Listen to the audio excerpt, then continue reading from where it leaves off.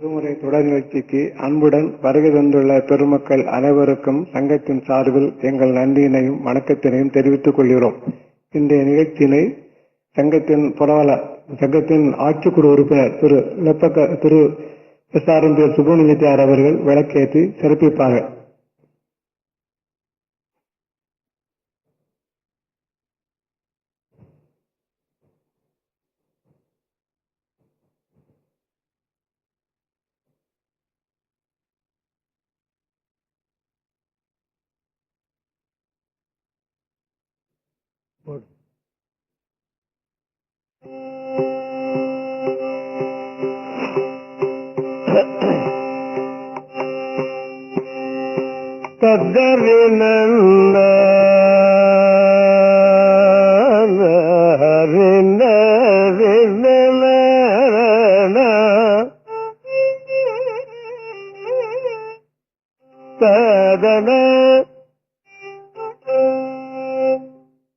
Fiddle கொஞ்சம் கூட வரட்டும்.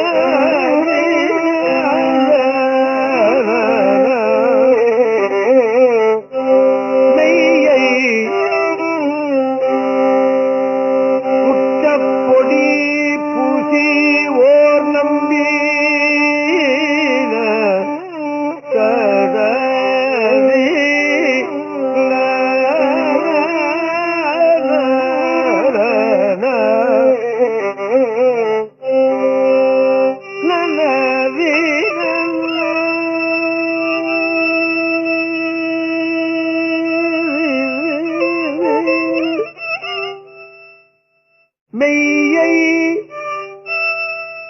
முற்ற பொடி பூசி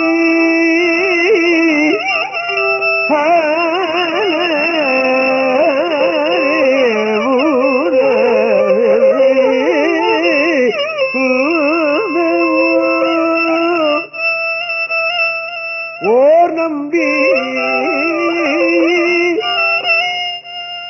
வேதம் நான்கும் விரித்து ஓதி ஓர் நம்பி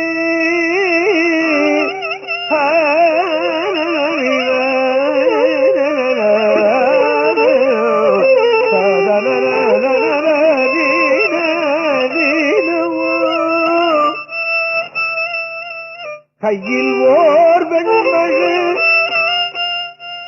ஏந்தி ஓர் நம்பி கண்ணும் மூன்று உடையாய் ஒரு நம்பி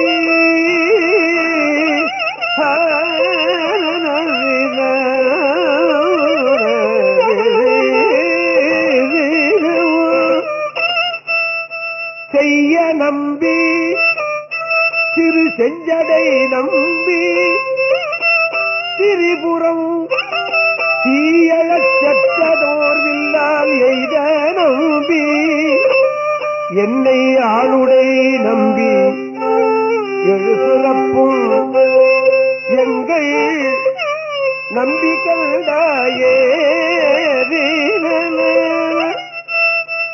ததன்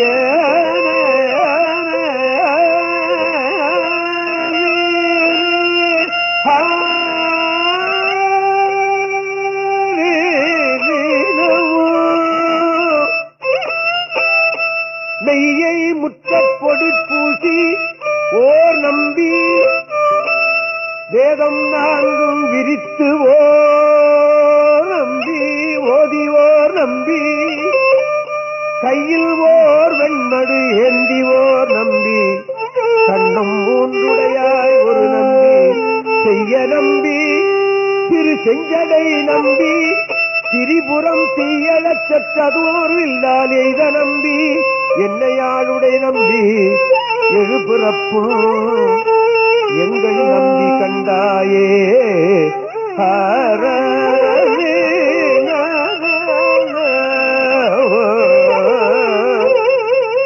எய்த நம்பி என்னையாளுடை நம்பி எழுபிறப்பும் எங்கள் நம்பி கண்டாயே எய்த நம்பி என்னையாளுடை நம்பி எழுபிறப்பும் எங்கள் நம்பி கண்டாயே எழுபிறப்பும் எங்கள் நம்பி கண்டாயே எங்கள் நம்பி முடிவேன் அடியார் திறந்த நம்பி திறந்த ஊருக்கெல்லாம் அங்கள் நம்பி அருள்வான் விசும்பாடும் அமர நம்பி குமரன் முதல் தேவர் தங்கள் நம்பி அவற்றுக்கு போது நம்பி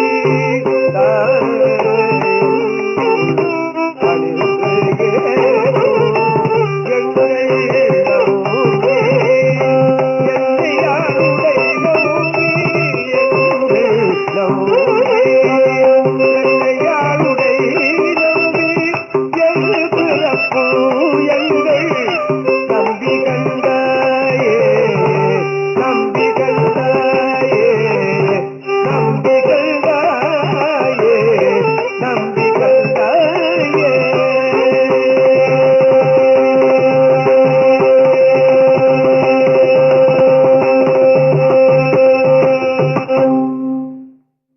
சுந்தரமூர்த்தி சுவாமிகள் வரலாறு நாம் அவருடைய வரலாறுல முக்கியமான பகுதியை நான் உங்களுக்கு நினைவூட்டிக் கொண்டிருக்கிறேன். திருஞான சம்பந்தமூர்த்தி நாயனாருடைய முக்கியமான பகுதி மதுரை என்பது நான் உங்களுக்கு நினைவூட்டி இருக்கிறேன். அவருடைய திரு அவதாரத்தினுடைய பயன் மதுரையில தான் நிகழ்ந்தது. சைவத்தை வளர்க்கதற்கு என்பதற்கே திரு அவதாரம் செய்தவர் அவர். அது மதுரையில தான் நடந்தது. அது உங்களுக்கு நினைவூட்டினேன். அதே மாதிரி திருநாவுக்கரசு சுவாமிகள் அவருடைய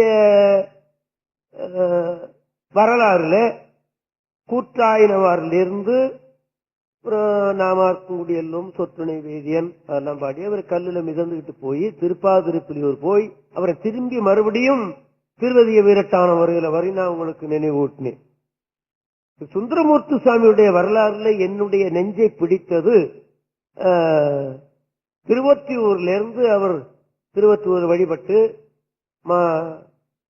திருமணம் செய்து கொண்டு அப்புறம் கண் தெரியாமல் போய் அப்புறம் காஞ்சிபுரத்தில் ஒரு கண் பெற்று மறுபடியும் இன்னொரு கண் திருவாரூர் பெற்ற வரலையும் திருவாரூர்ல போய் மற்றொரு கண் பெற்ற வரலையும் சொல்லணுங்கிற எண்ணத்துலதான் நான் இந்த நிகழ்ச்சியை உங்களுக்கு நினைவூட்டிக் கொண்டிருக்கேன். முக்கியமான பகுதி இது என்று நான் எண்ணினேன்.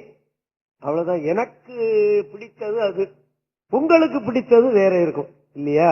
அது சொல்ல முடியாது. எனக்கு பிடித்ததை மாத்திரம் நான் சொல்றேன். இப்போ ஒரு பதியம் உங்களுக்கு பாடிக்கொண்டிருந்தேன். நம்பி நம்பி என்று அதுல வருகிறத நீங்க பார்த்திருப்பீங்க. நம்பி நம்பி என்ற திருப்பதிகம் என்றே அதற்கு பெயர் கொடுத்திருக்கிறார்கள். காரணம் என்னன்னு கேட்டீங்கன்னா நம்பி நம்பி நம்பி நம்பி என்று அதுல வருகிறது. அதனால இந்த பதிகத்துக்கு நம்பி என்ற திருப்பதிகம் என்று அவர்கள் பெயர் கொடுத்திருக்கிறார்கள். பெரிய புராணத்தில் என்ன ஆதாரம் இருக்கிறதுன்னு கேட்டீங்கன்னா சுந்தரமூர்த்தி சுவாமிகள் விருத்தாஜலத்துக்கு போனார். விருத்தாஜலம் என்பது வட சொல். அதுக்கு தமிழாக்கம் தேவாரத்தில் பாத்தீங்கன்னா திருமுதுகுன்றம் என்று வருகிறது. விருத்த முதுமை தானே. விருத்தன்னு சொன்னா முதுமை என்று அர்த்தம். முது அச்சலம் குன்றம் என்று பார்க்கும்போது திருமுதுகுன்றம் என்று.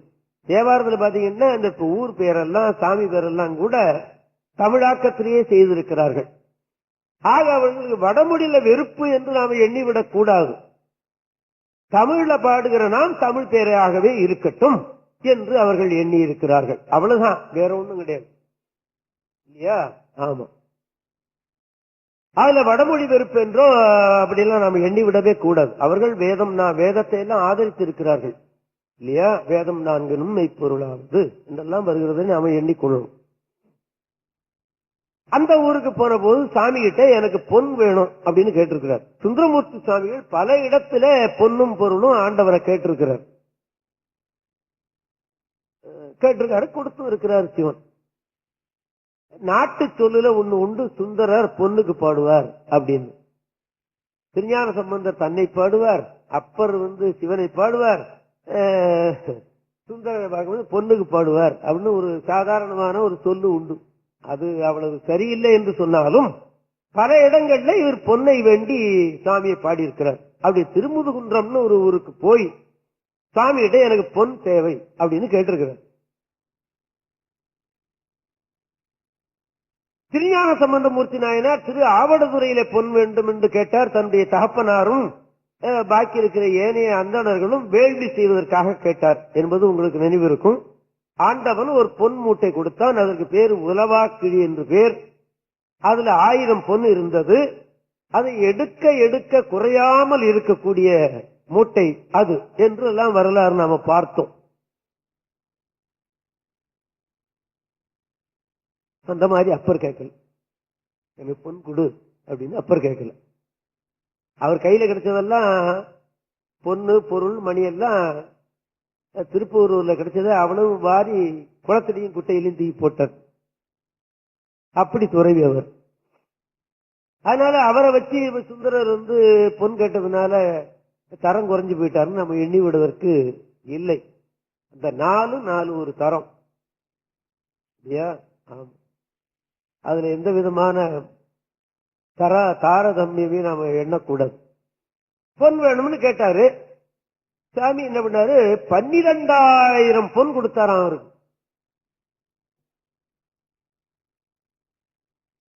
கொஞ்சம் கொஞ்சமா கொடுக்கல, 12,000 பொன் கொடுத்தார். இது எப்படி எடுத்துட்டு போறது? எடுத்து போனா திருடர் பயம், அது மூட்டையா கட்டிட்டு போகணும், பெரிய தொந்தரவு இல்லையா? இப்ப நாமெல்லாம் என்ன பண்றோம்? பணம் நிறைய கிடைச்சதுனாக்கா அதை நம்ம என்ன பண்றோம்? செக்கா பண்ணிக்கிறோம், டிடி பண்ணிக்கிறோம், அப்படி வாங்கிட்டு போயிடுறோம் இல்லையா? ஆமா. ஒரு 10,000 ரூபாய்க்கு ஒத்த ரூபாய் நோட்டா, அது 10 ரூபாய் நோட்டா கொடுத்துட்டான்னு எப்படி எடுத்து போறது இல்லையா? சேக்கிராருக்கு திருப்பணி பண்ண போனேன். திருப்பணி நடந்துகிட்டு இருக்கு. ஒரு அம்மாவை போய் அம்மா நான் சேக்கிராருக்கு திருப்பணி பண்றேன், இன்னைக்கு ஏதாவது கொடுங்கம்மான்னு கேட்டேன். இந்த அம்மா என்ன பண்ணாங்க?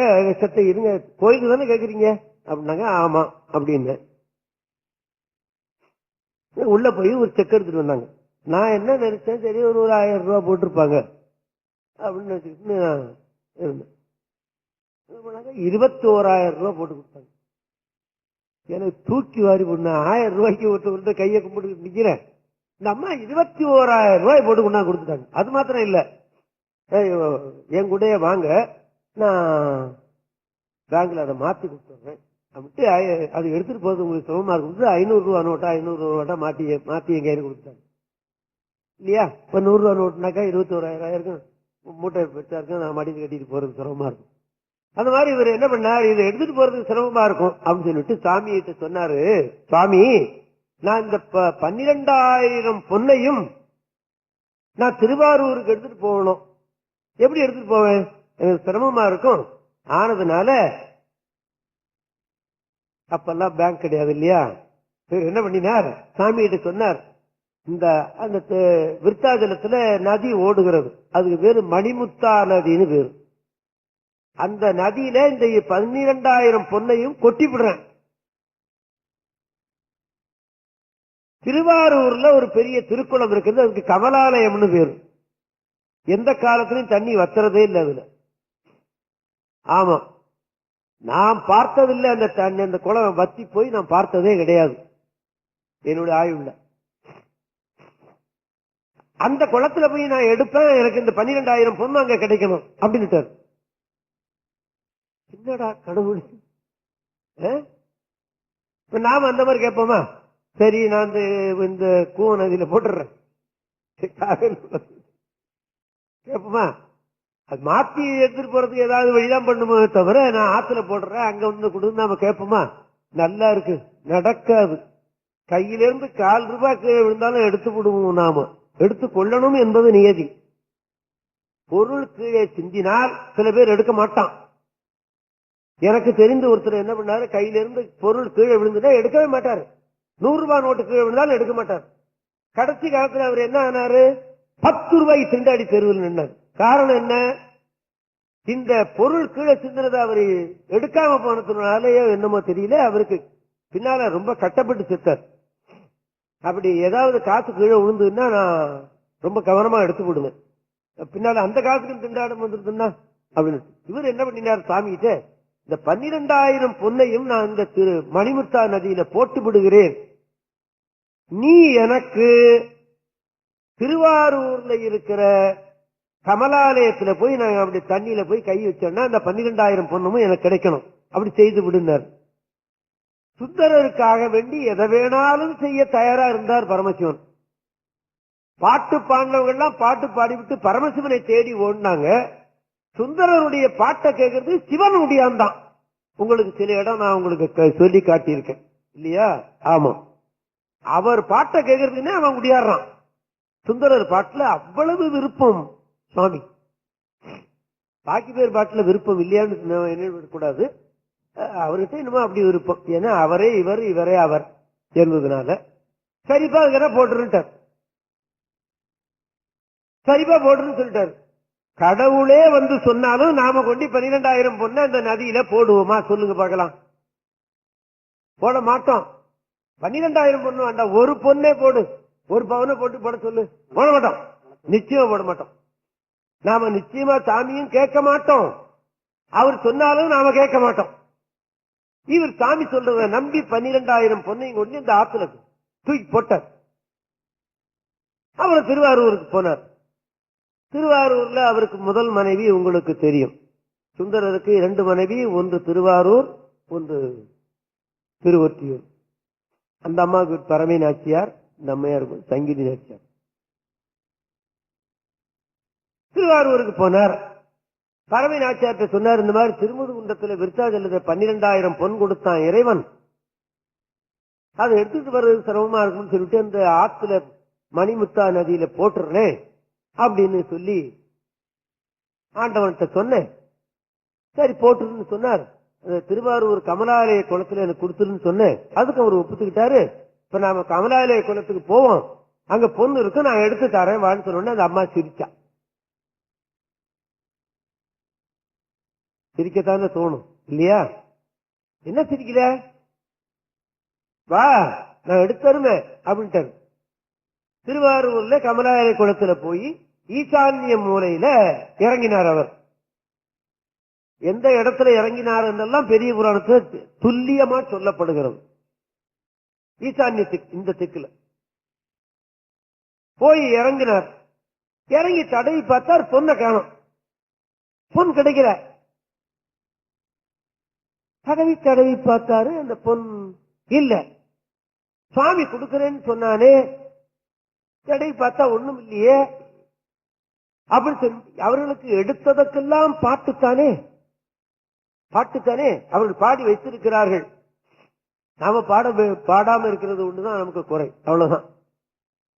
கண்ணில நின்றுகிட்டே அந்த திருமுதுகுன்ற ஈஸ்வரை கூப்பிடுறார்.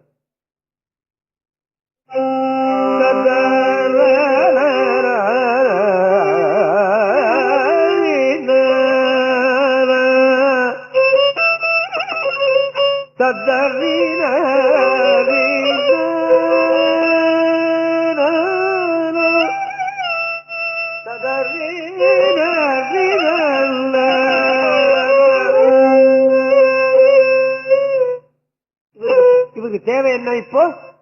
பொன் இல்லையா? இவர் போட்ட பொன் கிடைக்கணும். இப்ப பாட்டு எப்படி தொடங்குறாரு பாத்தீங்களா? பொன் செய்தலே நீர். பாட்டு பொன் என்றே தொடங்குறது. ஆனா பொன் வேணும்னு அல்ல, பொன்னுடைய திருமேனி பொன்னை போன்று இருக்கிறது அல்லவா அப்படின்னு தொடங்குறார். ஆக தொடங்குற பாட்டு பொன் என்றே தொடங்குறார் சுவாமி. அதான் ஆச்சரியம். பொன் செய்த மேனியினீர்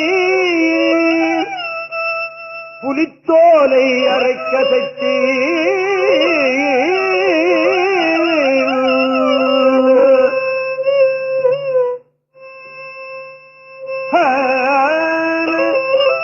முன் செய்த மூயிலும் எரித்தீர் முதுகுண்டமர்ந்தீர்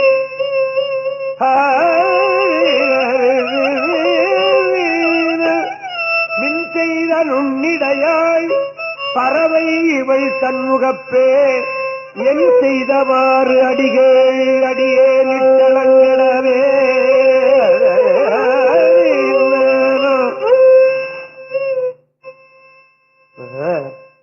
தன்னுடைய மனைவி கரையில் நிக்கிறா, பொண்ணும் கிடைக்கல. அவ ஏற்கனவே கொஞ்சம் சிரிச்சுட்டா, குளத்துல இருந்து எடுத்து கொடுக்கிறேன்னு சொன்ன உடனே இப்ப தேடி பார்த்தா பொன் கிடைக்கல. என்ன நினைப்பாரு? கொஞ்சம் வருத்தப்படுறது இயற்கை தானே அது. மின் செய்த நுண்ணிடையாய் பறவை இவை தன்முகப்பே என் செய்தவாறு. மனைவிக்கு எதுக்கவே என் மனத்தை வாங்கி விட்டியே சுவாமி அப்படின்னு வருத்தப்படுறாரு இல்லையா? பறவை பறவை ஆச்சியார் அம்மா அம்மா பேர், அவளுக்கு எதுக்கவே இப்படி பண்ணிவிட்டியே சாமி அப்படிங்கிறார். என் செய்தவாறு அடியே நிற்கலங்கடவே உம்பரும் வானவரும் உடனே நிற்கவே எனக்கு செம்பொன்னை தந்தருடி திகழும் முதுகுண்டமர்ந்தீர் வம்ப வரும் குழலாள் பறவை வழிபாடுகின்றாள். அந்த அம்மா கொஞ்சம் வருத்தப்படுறா அடுத்த பாட்டுல. என்னடா இப்படி ஒரு மனிதனா, இன்னத்தான் ஆண்டவன் அருள் பெற்றவரா இருந்தாலும் அவரை போய் இந்த பொண்ணை அங்க போட்டுறேன்னு சொல்லிட்டு அதை இங்க கொண்டாந்து கொடுங்கிறாரு. இவர் தேடி பார்க்கிறாரு, கிடைக்கல. என்னடா அந்த அம்மா கொஞ்சம் வருத்தப்பட்டிருக்கிறார். அது அடுத்த பாட்டுல வருது.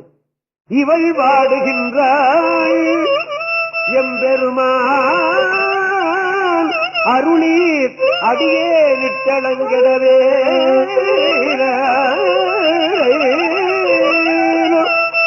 அந்த 10 பாட்டையும் பார்த்துக்கிட்டே வந்தீங்கன்னா அந்த டிவியில அந்த நிகழ்ச்சி பார்க்கறது மாதிரியே அந்த பாடல்கள் அமைந்திருக்கிறது இல்லையா? அந்த அம்மா சிரிக்கிறதும், அந்த அம்மா சில வேளையில வருத்தப்படுறதும், இவர் அந்த தேடி இருக்கிறதும் வருது. 9 பாட்டு பாடுறாரு. 9 பாட்டு வரலையே அந்த கடையில 9வது பாட்டு ஒரு பாடுறாரு. ஏத்தாதிருந்தறியே இமையோ தனி நாயகனே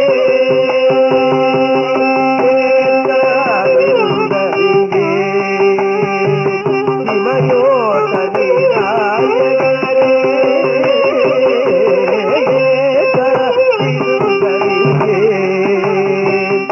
இமையோ தனி நாயகனே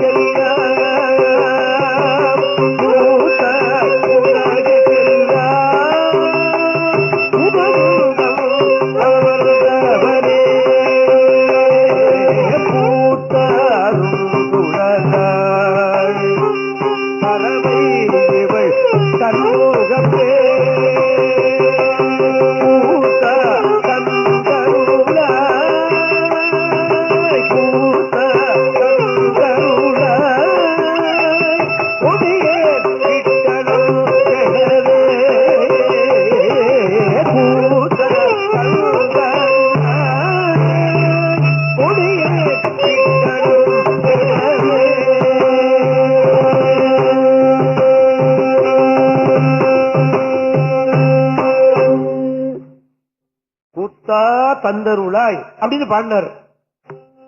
கையில ஒரு தடவிட்டே இருக்கிறார் பாருங்க. கையில 12,000 பொண்ணும் கிடைச்சது. வாரி தூக்கி போட்டார் படியில. பறவை பாத்தியா அப்படின்னு. இந்த 9வது பாட்டு பாடும்போது ஏத்தாதிருந்தறியேன் இமையோர் தனி நாயகனே முத்தாய் உலகுக்கெல்லாம் முதுகுன்றம் அமர்ந்தவனே புத்தாரும் குடலாள் பறவை இவள் தன்முகப்பே புத்தா தந்தருளாய் கொடியேன் கிட்டளம் கிடவே. அவன் சொன்ன உடனே 12,000 பொண்ணு இவர் கையில கிடைச்சு போச்சு. தூக்கி போட்டார். ஒருவேளை அந்த அம்மா சிரிச்சா, ஒருவேளை அந்த அம்மா வருத்தப்பட்டா, இப்ப 12,000 பொண்ணையும் தூக்கி போட்ட உடனே சுவாமியினுடைய அருள் இவருக்கு இருக்கிறது என்று அந்த அம்மா நம்பினான். இது நமக்கு பொன் தேவைப்பட்டதுன்னா, நான் முன்னையே திருஞான சம்பந்தருடைய வரலாறுல சொல்லியிருக்கேன். திருஞான சம்பந்தமூர்த்தி நாயனார் அருள் செய்த இடரினும் தளரினும் பதிகத்தை நாம பாடிக்கொண்டே இருந்தால் நமக்கு வறுமை இருக்காது. நமக்கு வேண்டிய அளவுக்கு ஆண்டவன் அந்த காசை கொடுத்துடுவோம்.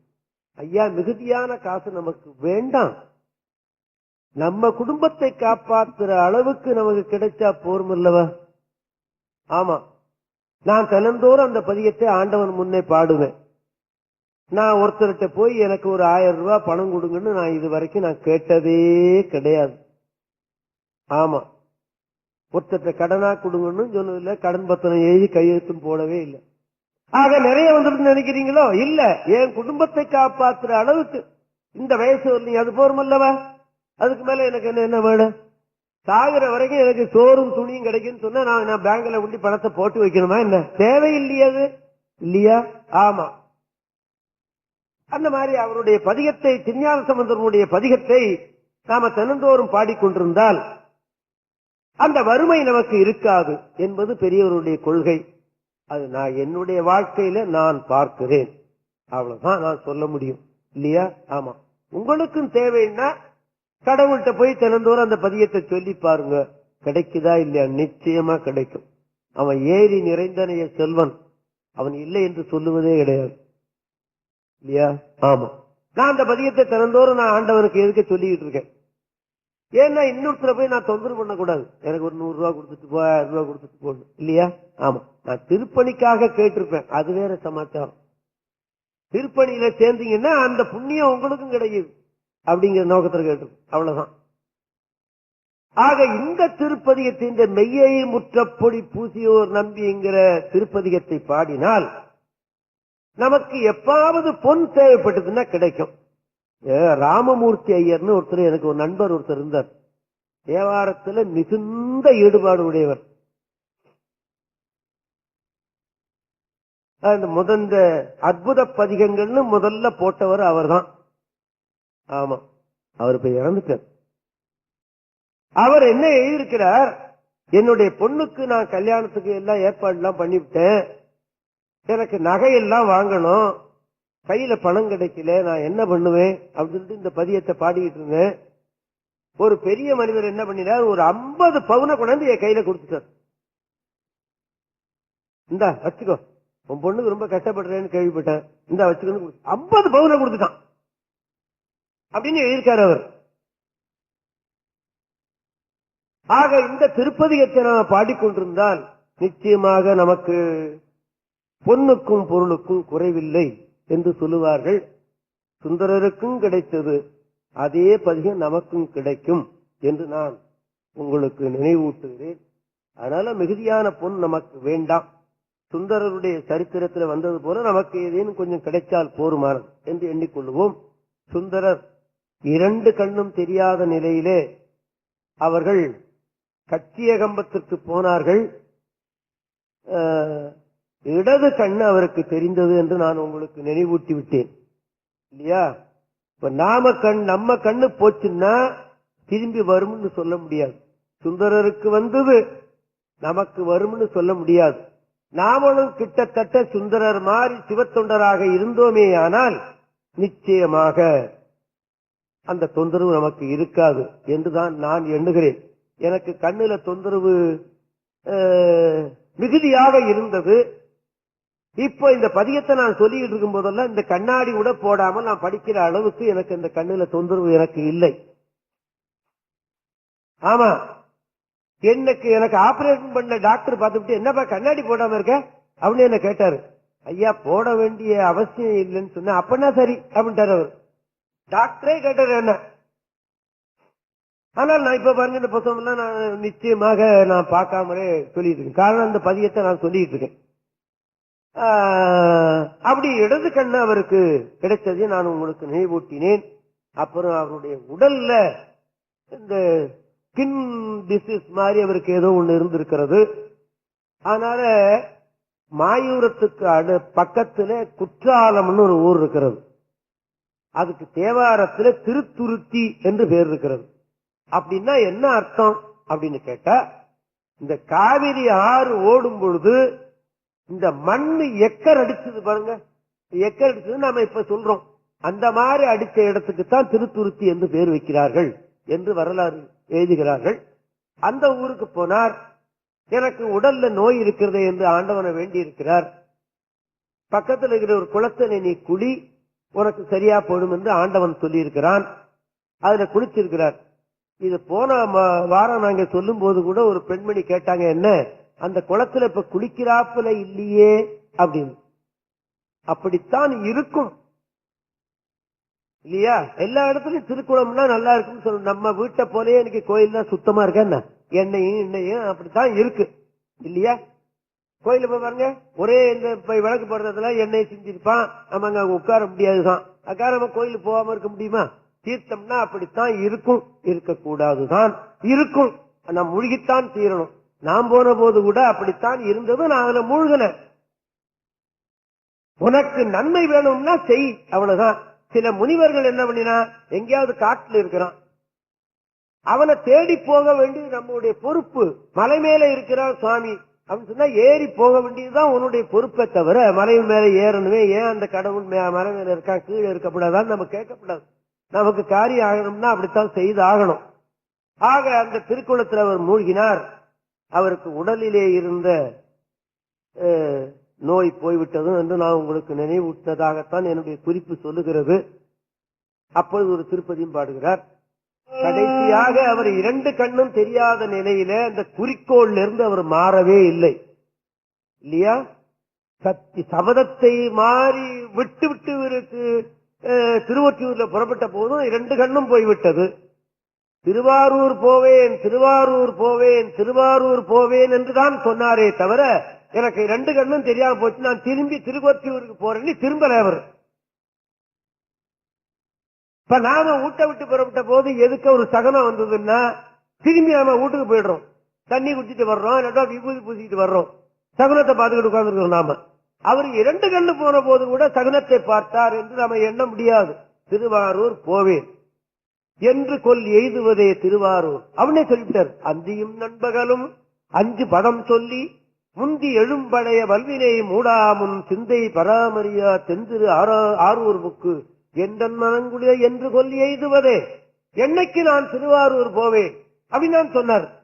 அப்படி போய்கிட்டு இருக்கும்போதுதான் அவருக்கு வலது கண் கிடைத்தது, இடது கண் கிடைத்தது, உடல்ல இருந்த நோயும் போய்விட்டது. திருவாரூர் ஊர் எல்லைக்கு போய்விட்டார் இப்போ இல்லையா? இந்த பதியங்களை நாம சொல்லிக்கிட்டோம்னா நமக்கு கண்ணுல ஏதேனும் தொந்தரவு இருந்ததுன்னா சரியா போய்விடும்.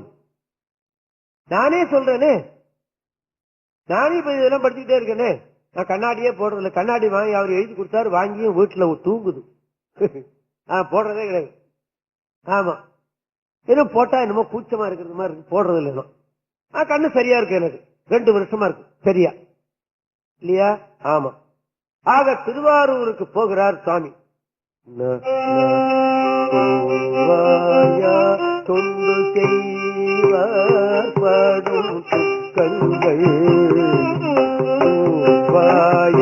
தொண்டு செய்வார் படும் துக்கங்கள், காவாயே கண்டு கொண்ட ஐவர் காற்றிலும், காவாயே கண்டு கொண்ட ஐவர் காற்றிலும், நாவாயால் உன்னையே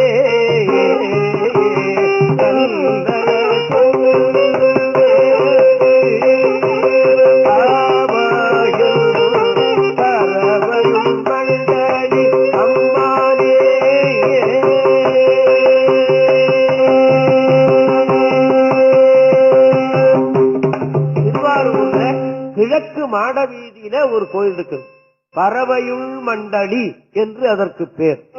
என்ன பொருள் அப்படின்னு கேட்டா, பறவைன்னு சொன்னா கடல்னு அர்த்தம்.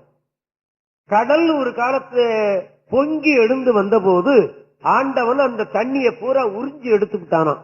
பறவை உன் மண்டலி என்று அதற்கு பேர்.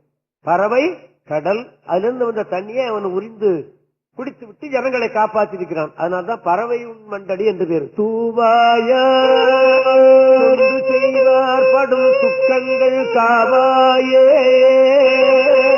கண்டு கொண்டார் ஐவர் காக்கிலும் நாவாயால் உன்னையே நல்லன சொல்லுவேற்கு ஆவாயல் பறவையும் மண்டடி அம்மானே பறவையும் மண்டடி அம்மானே.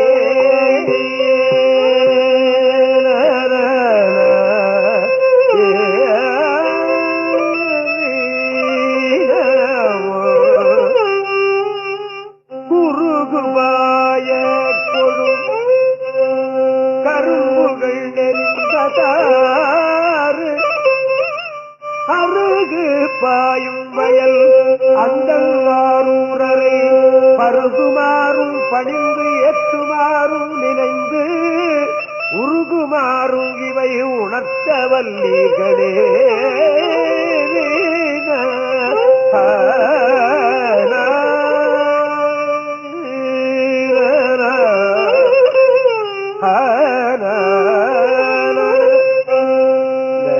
தூது விடுகிறவர்கள் பெண்ணை தூதாக அனுப்புவார்கள், பட்சியை தூதாக அனுப்புவார்கள், கிளியை தூதாக அனுப்புவார்கள் என்றெல்லாம் சொல்லுவார்கள். கிளி விடு தூது என்று சொல்லுவார்கள் அல்லவா? ஆமா, இறைவனையே தூது அனுப்பியவர் இவர். அந்த அம்மாவுக்கு கொஞ்சம் கோபம். அங்க திருவொற்றியூர்ல போய் மற்றொரு கல்யாணம் செய்து கொண்டாரே அப்படின்னு. இவர் என்ன பண்ணாரு, இறைவன்கிட்ட போய் கேட்டார், என்னப்பா திருவொற்றியூர்ல ஒரு கல்யாணம் பண்ணீங்கன்னு இந்த அம்மா வீட்டுக்கு வர விட மாட்டா போல இருக்கு, நான் போய் சொல்றேன்டா அப்படின்னு சொல்லி போய் அந்த இவர் தூது போய் திருவாரூர்ல தான் நடந்து போய் பறவையாறு வீட்டுல போய் சொல்லி 2 பேருக்கும் சமாதானம் பண்ணி வச்சார் இறைவன். எந்த அளவுக்கு சுந்தரரை அவர் நிறைத்திருக்கிறார் பாருங்க. இறைவன் தூது போகிறார் மனைவிக்கு, சுந்தரனுடைய மனைவிக்கு. இங்கே தூது போவது போல் ஒரு பாட்டும் பாடியிருக்கிறார். ஆனா கிளிக்கு சொல்றார், பறக்கும் எங்கிள்ளைகள் பாடுவைகள் அரக்கன் என்ன தகும் அடிகளாரூரை மறக்க இல்லாமையும் வலைகள் இல்லாமையும் உறக்கமில்லாமையும் உணர்த்த வல்லீர்களே.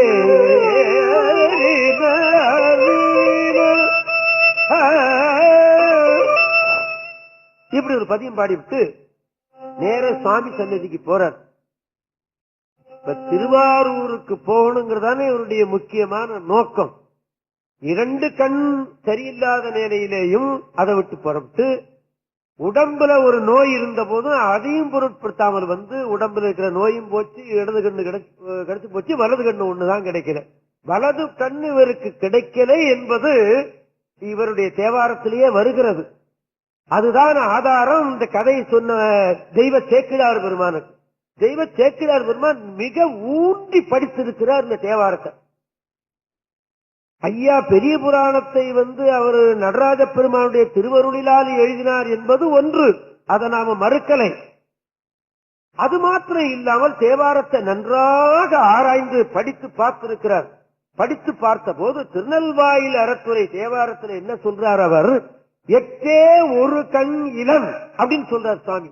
ஒரு கண் இல்லை எனக்கு அப்படின்னு சொல்றாரு சாமி. இதையெல்லாம் நன்றாக படித்து பார்த்துதான் அவருக்கு காஞ்சிபுரத்துல கண் கிடைத்து விட்டது. ஒரு கண்ணோட தான் இவர் திருவாரூருக்கு போயிருக்கிறார் என்பதை இந்த வரலாறு ஒழுங்கா நமக்கு எழுதி கொடுத்தது தெய்வ சேக்கிழார் பெருமான். ஆமா, தெய்வ சேக்கிழார் பெருமான் இல்லைன்னு சொன்னா இந்த 3 பேருடைய வரலாறு நமக்கு ஒழுங்கா கிடைச்சிருக்காது. ஆமா, மாணிக்க வாசகருக்கு தெய்வ சேக்கிழார் பெருமான் சொல்லல.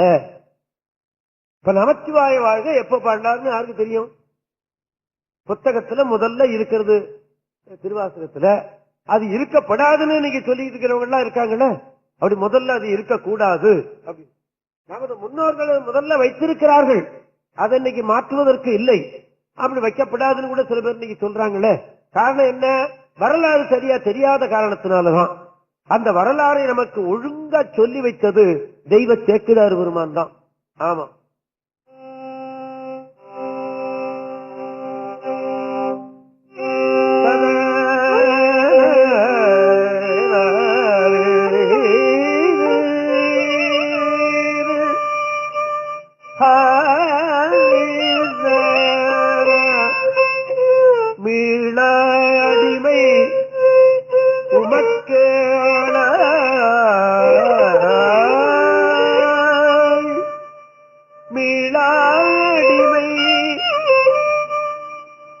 உனக்கு அடிமை என்று சொல்லல, என்னைக்கு அந்த அடிமையிலிருந்து நான் விலக மாட்டேன்.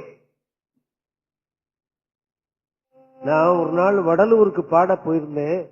அங்க ஒருத்தர் சொன்னாரு, நான் ரொம்ப நாளா தேவாரம் படிச்சுக்கிட்டு இருந்தேன், அது சரியில்லைன்னு தோணி நான் இப்ப அருட்பா படிக்கிறேன். யோ, இந்த வார்த்தையை சொல்லி தெரியாது ஐயா.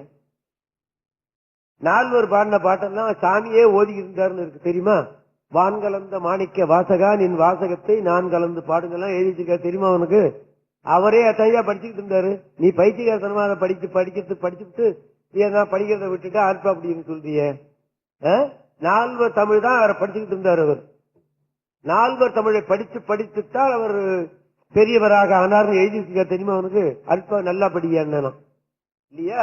ஆமா, அதனால இப்ப போயிடுறேங்கிறான். அது ரொம்ப தப்பு இல்லையா? ஆமா. இவர் என்ன சொல்றாரு சுந்தரர்? மீள அடிமை, இந்த அடிமை திறத்திலிருந்து நான் மாறவே இல்லை. மீள அடிமை உமக்கே ஆளாய், உமக்கே ஆளாய் பிறரை வேண்டானே. எதற்கு நான் பிறரை வேண்டுவதே கிடையாது. ஆமா, மனைவி கவச்சுக்கிட்டாளா, நீ தூது போயிட்டு வான்னு ஆண்டவன்கிட்ட போயிட்டாரு. பொண்ணு வேணுமா, அவன்கிட்ட போயிட்டாரு. உடம்பு சரியில்லையா, அவன்கிட்ட கேட்டு விட்டாரு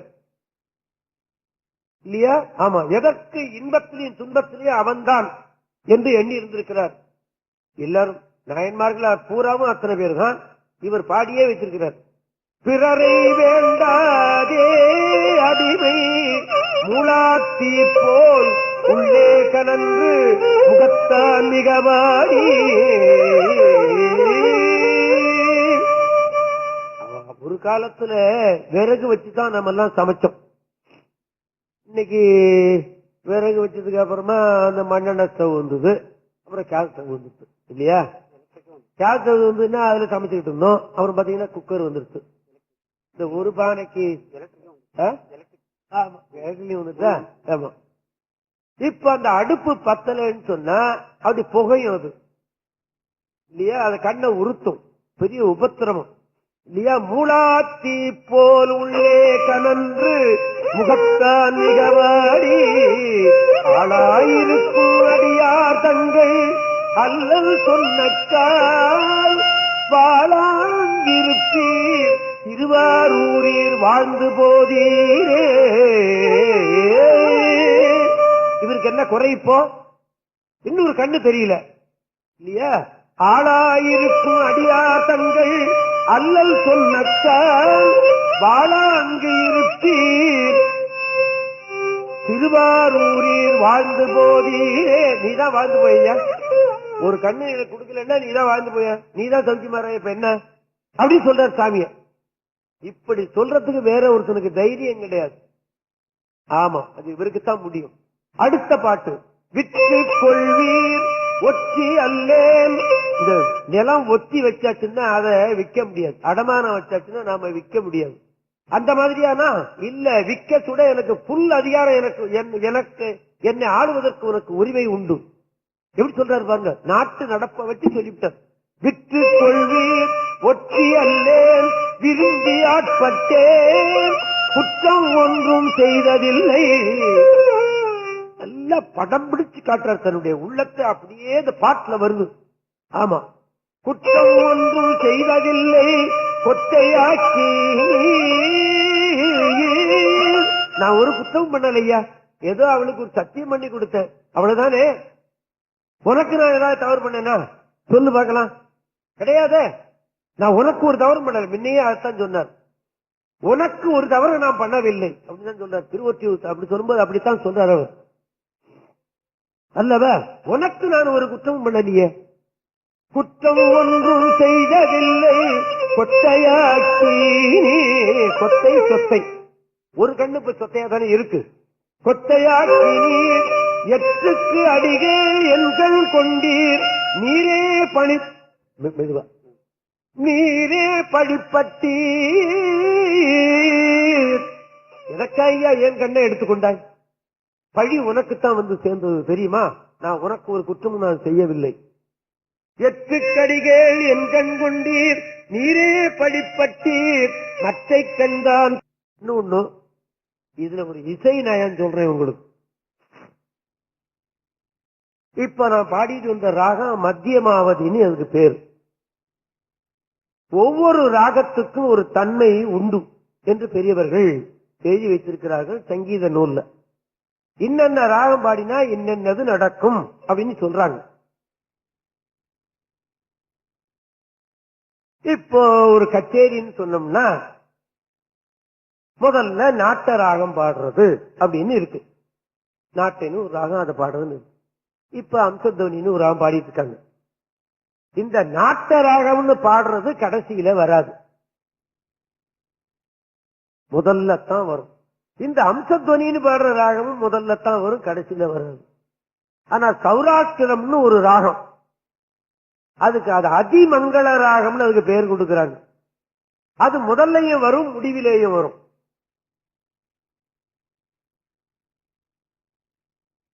ஆமா, முதல்லையும் வரும், முடிவிலேயும் வரும். அந்த ராகத்துக்கு அப்படி ஒரு சக்தி கொடுத்திருக்கிறாங்க. இந்த மத்தியமாவதின்னு ஒரு ராகம், அது முடிவில தான் வரும், முதல்ல வராது.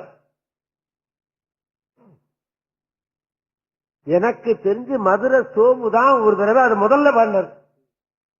யாருமே பாட மாட்டான், அவர் பாடி வச்சார். அப்படி என்னமோ அவருக்கு நோக்கம், அப்படி பாடினார்.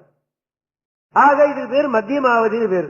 இந்த ராகத்துக்கு என்ன லட்சணம் எழுதுகிறார்கள் அப்படின்னு சொன்னா, இது ஏன் முடிவுல பாடுறாங்க அப்படின்னு கேட்டா, இதுவரையிலும் 3 மணி நேரமோ 4 மணி நேரமோ அவன் பாடி இருக்கிறான் பாருங்க, அதுல ராகத்துல குற்றம் இருக்கலாம், தாளத்துல குற்றம் இருக்கலாம், சுரத்துல குற்றம் இருக்கலாம், இன்னும் எவ்வளவோ குற்றங்கள் இருக்கிறது இல்லையா. பாடும்போது வாயை திறந்து பாடக்கூடாது, வயறு குழிந்து பாடக்கூடாது, ஆடு மாதிரி கணக்கப்படாது, அப்படின்லாம் எழுதுறாங்க. இந்த பாடும்போது இந்த குற்றங்கள்லாம் வரும் அல்லவா. இந்த குற்றத்தை எல்லாம் தீர்ப்பதற்கு இந்த ராகத்துக்கு தகுதி உண்டு. எதற்கு? மத்தியமாகிறாங்க. அப்ப குற்றத்தை எல்லாம் தீர்க்கக்கூடிய தகுதி உள்ள ஒரு ராகம் மத்தியமாவது என்று பொருள்பட்டு விடுகிறது அல்லவா. இப்போ இவருக்கு ஒரு குற்றம் இருக்கிறது. யாருக்கு? சுந்தரன். என்ன குற்றம்? ஒரு கண்ணு இல்லை இல்லையா. ஆமா, இந்த குற்றம் தீரணும். அவருக்கு என்ன பண்ணினாரு? மங்களகரமான ராகம் மத்தியமாவதி எடுத்துக்கிட்டார் சாமி. ஆமா, அப்படி ஒரு மங்களகரமான ராகத்தை எடுத்து பாடிவிட்டார் சாமி. விட்டுக் கொள்வீர் ஒற்றி அல்லேன், விரும்பி ஆட்பட்டேன், குற்றம் ஒன்றும் செய்ததில்லை, கொத்தையாக்கினீர், எட்டுக்கு அடிகேல் என் கண் கொண்டீர், நீரே வழிபட்டீர், மற்றை கண்தான் தாராதொழிந்தால் வாழ்ந்து போதீரே, அன்றில் முட்டாது அடையும் தோலை ஆரூரகத்தீரே, கன்று முட்டி உண்ணச் சுரந்த காளியவை போல. இந்த பால் சுரக்கிறது பசுவுக்கு, கன்று குட்டி முட்டினால்தான் கால் அந்த பால் சுரக்கும். அதுக்குதான் அந்த பால் கறக்கிற வேலை வந்துருச்சுன்னா கண்ணுக்குட்டிய நினைச்சுக்கிட்டு அந்த பசு கத்தும் இல்லையா. ஆமா, கன்று முட்டி எப்படி அந்த பால் சுரக்கிறதோ அது போல உன்னை நான் நினைத்து விட்டால் எனக்கு அன்பு சுரந்து விடும், நான் பாடி விடுவேன் அல்லவா. அப்படி பாடுகிற எனக்கு ஒரு கண் இல்லையே, அதை நீ கொடுத்து விடக் கூடாதா அப்படின்னு கேட்கிறார். கன்று முட்டி உண்ணச் சுரந்த காளி அவை போல, காளின்னா பசு, காளி அவை போல என்றும் முட்டா பாடும் அடியார், தம் கண் காணாது குன்றில் முட்டி குழியில் விழுந்தால் வாழ்ந்து போதேரே,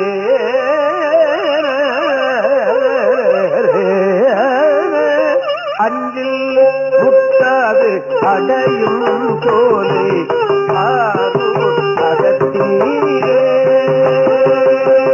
கண்டு முட்டி உண்ணச் சுரந்த காளி அவை போல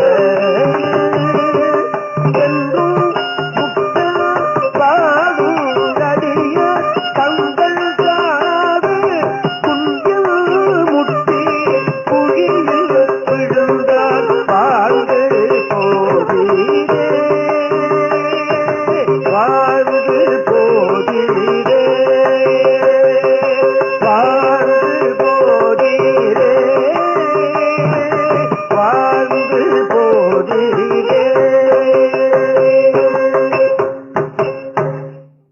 அப்படின்னு பாடின உடனே இந்த கண்ணும் சரியா வந்துடும்.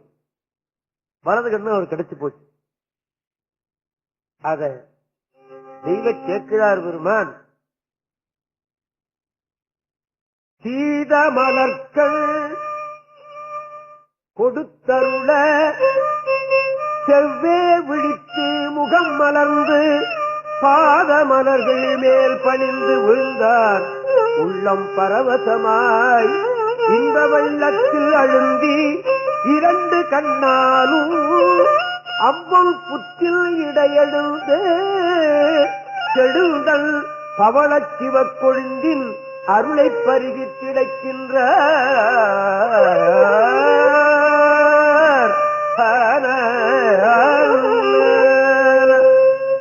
இரண்டு கண்ணாலையும் அந்த புற்றிடம் கொண்ட பெருமானை தன்னுடைய கண்ணால் பார்த்து அகம் மலர்ந்து அகம் மகிழ்ந்து அவர் பாடினார் என்று முடிக்கிறார் தெய்வ சேக்கிழார் பெருமான். இந்த பகுதிதான் எனக்கு மிகவும் கவர்ந்த பகுதி. சுந்தரருடைய வரலாற்றிலே எனக்கு மிகவும் பிடித்த பகுதி அந்த ஒரு கண் தெரியாமல் இருந்து இரண்டு கண் தெரியாமல் இருந்து கடைசி வரலையும் அந்த இரண்டு கண்ணும் அவர் பெற்றார் என்று சொல்லுகிற வருகிற பகுதி எனக்கு மிகவும் பிடிக்கும். அதை நான் உங்களுக்கு சொல்லி காட்டினேன். திருஞான சம்பந்தருடைய வரலாற்றுப்படி, திருநாவுக்கரசருடைய வரலாற்றுப்படி, சுந்தரருடைய வரலாற்றுப்படி ஒரு சமயம் நமக்கு வாய்ப்பு இருக்கும் போது பார்த்து விடுவோம் என்று சொல்லி இப்ப 3 பேரை நாம் எண்ணிவிட்டோம். நான்காவதாக எண்ணப்படுபவர் மாணிக்கவாசகர். தேவார திருவாசகம் கூட அவ்வளவுதான் படிக்க மாட்டாங்க. ரொம்ப பேர் திருவாசகத்தை படிக்க தவற மாட்டாங்க. ஆமா என்று சொல்லுவார்கள். இன்னொன்னு, சிவபூசை பண்ண முடியாதவர்கள் திருவாசக புத்தகத்தை வச்சு அதை பூசை பண்ணிவிட்டால் அதுவே சிவபூசையாக ஆகிவிடும் என்று எண்ணி திருவாசக பூசையே செய்வதும் உண்டு. 12 திருமுறையையும் வைத்து பூசை பண்றதும் உண்டு. சிவனாக பாவித்து 12 திருமுறையை தினந்தோறும் பூசிக்கிறது உண்டு, வாசிக்கிறது உண்டு. ஆமா, நான் அந்த மாதிரி 12 திருமுறையை பூசை பண்ண நான் தவறுவதே கிடையாது. தருமபுரம் மடத்துல பாத்தீங்கன்னா சிவபூசையை முடிச்சதுக்கு அப்புறமாக திருமுறை பூசை பண்ணி அதுல ஏதேனும் ஒரு 2 பதிகங்களை படித்து விட்டு தான் அதை விட்டு எழுந்திருப்பார்கள். ஆமா, நாட்டுக்கோட்டை நகரத்தார்கள் இதுல தீவிரம். ஆமா, நிச்சயமா அவர்கள் தேவாரம் அவர்களுடைய வாழ்விலே, நாட்டுக்கோட்டை நகரத்தார்களுடைய வாழ்க்கையிலே தேவாரம் மிகுதியாக ஊடாடும். அப்படி அதுல நான் என்ன பண்ணுவேன், 12 திருமுறையை தினந்தோறும் பூஜை செய்வேன், தவறவே மாட்டேன். ஒரு நாள் கூட தவற மாட்டேன். ஆமா, முடிந்த வரலையும் படிப்பேன். எந்தெந்த பதியம் படிச்சேன்னு சொல்லிட்டு குறிப்பு வச்சிருப்பேன். திருஞான சம்பந்தருடைய தேவாரத்தை எத்தனை தடவை திருப்பி திருப்பி படித்திருக்கிறேன்னு குறிப்பு வச்சிருக்கேன். கிட்டத்தட்ட 43 தடவையே என்னமோ திருப்பி திருப்பி படிச்சிருக்கேன். எழுத்த படிச்சிருக்கனே தவிர அதுல தோயறத்துக்கு எனக்கு அறிவை ஆண்டவன் கொடுக்கல. அவ்வளவுதான். அதை படித்ததுனால் வந்த பலன் தான் அந்த தேவாரம் பூரா கேசட் பண்ணி வெளியில அனுப்பிச்சேன். ஆமா, அதை படித்ததுனால் வந்த பலன் தான் அது. அதே மாதிரி திருநாவுக்கரசர் தேவாரத்தை 40 தடவை 50 தடவை படிச்சு இன்னைக்கும் படிச்சுக்கிட்டு இருக்கேன். அது படிச்சுட்டேன்னு விட்டு இல்ல, இன்னைக்கும் படிச்சுக்கிட்டு இருக்கேன். ஆமா, பூசை பண்ணிவிட்டு படிக்காம இருக்கவே மாட்டேன். ஒரு பெரியவர் சொன்னார், அந்த ஏட்ட நீ பெரட்னியா, நீ ஒரு பதியம் படிக்கிறது ஏட்ட பெரட்னியா, உன்னுடைய ஏடு இருக்கு பாரு, உனக்கு எழுதியிருக்கிறான்ல பிரம்மன், அந்த ஏடு பெரட்டப்படும். இன்னைக்கு உனக்கு என்ன தேவைன்னு பெரட்டி பார்ப்பான் ஆண்டவன். நீ பெரட்டி இதை பெரட்டினா அதை பெரட்டி பார்ப்பான் என்று சொன்னார். அதனால இந்த ஏட்டை புரட்டி பார்க்க நான் தவறுவதே கிடையாது. ஆமா, 60 ஆண்டுகளாக தேவாரம் ஓதுற தவிர எனக்கு என்ன வேலை இல்லையா? ஆமா, அதுதான் எனக்கு கிடைத்த பெரிய பெரிய வாழ்வு. ஆக சைவத்திற்கு கிடைத்தது, கிடைத்தற்கரிய ஒரு பெரிய சொத்து தேவார திருவாசகம் 12 திருமுறைகள். ஆமா, நிச்சயமா அப்படி ஒரு சொத்து கிடையவே கிடையாது. தவறி போய் இவங்க கையில குடிச்சுட்டு இருந்து சில பேர் சொல்லிட்டு இருக்கிறாங்க. அது ஏன் காட்டுங்க, அது பார்க்காததுனால அப்படி சொல்றாங்க அவங்க என்பது அர்த்தம். இப்படி ஒரு பாடல்கள் கிடையவே கிடையாது. படிக்க படிக்க நமக்கு அதிலேயே ஊற்றம் தான் ஏற்படுது. ஆக திருவாசகத்திலிருந்து ஒரு சில பகுதிகளை நான் இங்கே மேடையிலே பாடி காட்டலாம் என்று நான் எண்ணி இருக்கிறேன். மூவர் முடித்து விட்டேன். மூவர்ல அந்த வரலாறு பூரா முடிக்கல, எனக்கு பிடித்த பகுதி மாத்திரம் சொன்னேன். இப்ப திருவாசகத்திலே எனக்கு பிடித்த பகுதி மாத்திரம் நான் உங்களுக்கு நினைவூட்டலாம் என்று நான் எண்ணி இருக்கிறேன். திருவாசகத்துல அது வரலாறு படி நமக்கு இல்லை என்பதை நான் உங்களுக்கு முதலே சொல்லியிருக்கிறேன். இப்ப திருஞான சம்பந்தருடைய வரலாற்று படி புத்தகம் போட்டிருக்கிறார்கள். 1ஆம் பதிகம் இது, 2ஆம் பதிகம் இது, 100ஆம் பதிகம் இது, 200வது பதிகம் இது என்று போட்டு இருக்கிறார்கள். அதே மாதிரி திருநாவுக்கரசருக்கு வரலன்னு நினைக்கிறேன். அந்த வரலாற்று படி 1, 2, 3 அப்படி வரல. சுந்தரருக்கு வந்துருச்சு. மாணிக்கவாசகருக்கு அந்த வரலாறு நம்ம செய்யவே முடியாது. காரணம் என்ன? அந்த வரலாறு நமக்கு ஒழுங்கா சொல்ல பெறவில்லை அல்லவா? ஆனா திருவாசக புத்தகத்துல முதல்ல நாம பிரிச்ச உடனே கிடைக்கிறது என்ன தெரியுமா? சிவபுராணம் அல்லவா? இந்த சிவபுராணத்தை உயிருக்கு உயிராக சொல்லுகிறவர்கள் இந்த நாட்டிலே கோடான கோடி பேர் உண்டு. ஆமா, நிச்சயமா. இப்ப நான் கூட சிவபுராணம் சொல்லாத நாளே கிடையாது. நிச்சயமா சொல்லுவேன். எனக்கு உடம்பு சரியில்லைன்னா கூட எங்கேயாவது ஒரு பக்கத்துல உட்கார்ந்துக்கிட்டு நினைச்சு விடுவேன், சொல்ல முடியாட்டி போனாலும். இப்ப நாம இந்த சிவபுராணத்தை எண்ணி பார்ப்போம்.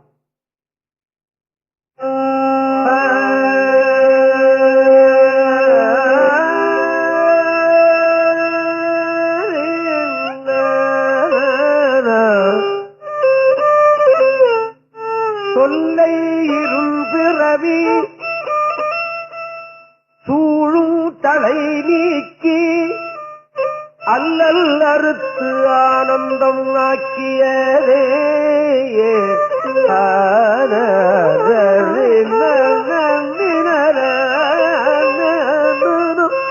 இத மாணிக்கவாசகர் பாடல,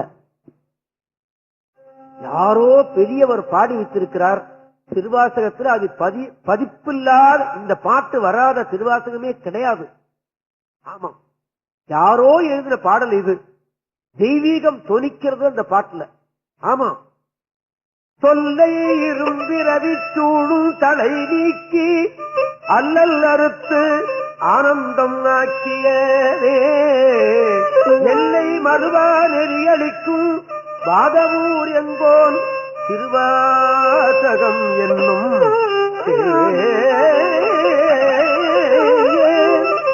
திருவாசகம் என்னும் தேன் அல்லல் அறுத்து ஆனந்தம் ஆக்கிய தேன். நல்ல தேன் எந்த காலத்திலும் கெடாது என்று சொல்லுவார்கள். நல்ல தேன் எந்த காலத்திலும் கெடாதான். பூமியில புதைச்சு வச்சிருந்த தேனெல்லாம் எடுத்தது உண்டு. ஆமா, இப்ப வர்றதெல்லாம் சர்க்கரை பாகு, அது கெட்டுப்போம். அதே மாதிரி திருவாசகத்துல அழிவு கிடையாது. தேவாரம் தோன்றி அழிந்தது உண்டு. திருஞான சம்பந்தர் 1,00,000 பதியம் 16,000 பதியம் பாடினார் வரலாறு இருக்கு. ஆனா இன்னைக்கு கிடைச்சது எவ்வளவு இருக்கிறது? 400 சில்லற பதியம் தான் இருக்கு. 16,000 பதியம் எங்க இருக்கிறது? 400 சில்லற பதியம் எங்க இருக்கிறது? பாக்கி எல்லாம் போயிடுது. பாக்கி நமக்கு எடுத்து கொடுத்தது புண்ணியவான் ராஜராஜ சோழன். அந்த புண்ணியமா இல்லைன்னா இந்த தேவாரமும் நமக்கு கிடைக்காம போயிருக்கும். ஆமா, நம்பியாண்டார் நம்பியினுடைய உதவியினாலே எடுத்து கொடுத்தான். அது மாத்திரம் இல்ல, எடுத்து கொடுத்ததோடு இல்லாம அதை எப்படி பாடுகிறது என்றும் ஆண்டவனை கேட்டு அதையும் சரி பண்ணினான். அது மாத்திரம் இல்ல, தன்னுடைய கோயில்கள்ல பூரா 40 ஓதுவார்களை வச்சு பாடச் சொல்லி கேட்டான் அவன். ஆமா, கண் குருடா இருக்கிறவனுக்கு எல்லாம் தேவாரத்தை சொல்லி கொடுத்து அவனை ஓத சொல்லி அவனுக்கு காட்டுறதுக்கு ஆளு, கவச்சி போடுறதுக்கு ஆளு, பசுமாடு மேற்கொண்டு கொடுத்து வச்சிருந்தான் என்று வரலாறு கல்வெட்டுல வருகிறது. அப்படி தேவாரத்தை காப்பாற்றி விட்ட பெருமான் ராஜராஜ சோழன். ஆனா தேவாரத்துல அழிவு உண்டே தவிர திருவாசகத்துல அழிவு இல்லை. தோன்றியது அத்தனையும் அப்படியே இருந்து விட்டது. எப்படி தேன் அழியாதோ அது போல இது. அது மாத்திரம் இல்ல, அதை படிக்கிறவனும் அழிய மாட்டான். திருவாசகத்தை படிச்சான்னா தேன் குடித்தது போல ஆமா, நிச்சயமா. நான் சொன்ன இல்லையா, சிவபுராணம் மாத்திரம் இல்ல, தினந்தோறும் சிவபுராணம் சொல்ல தவற மாட்டேன், பிடித்த 10 சொல்ல தவற மாட்டேன், அடைக்கல 10 சொல்ல தவற மாட்டேன், திருச்சாடல் சொல்ல தவற மாட்டேன். தவறதே கிடையாது. ஓ உனக்கு வேலையே கிடையாது அப்படி சொல்ல முடியுமா? இப்பதான் ஒரு இடத்துல போய் பாடி விட்டு வர்றேன், மறுபடியும் இங்க பாடி விட்டு கார் ஏறி நான் போகணும் தஞ்சாவூருக்கு.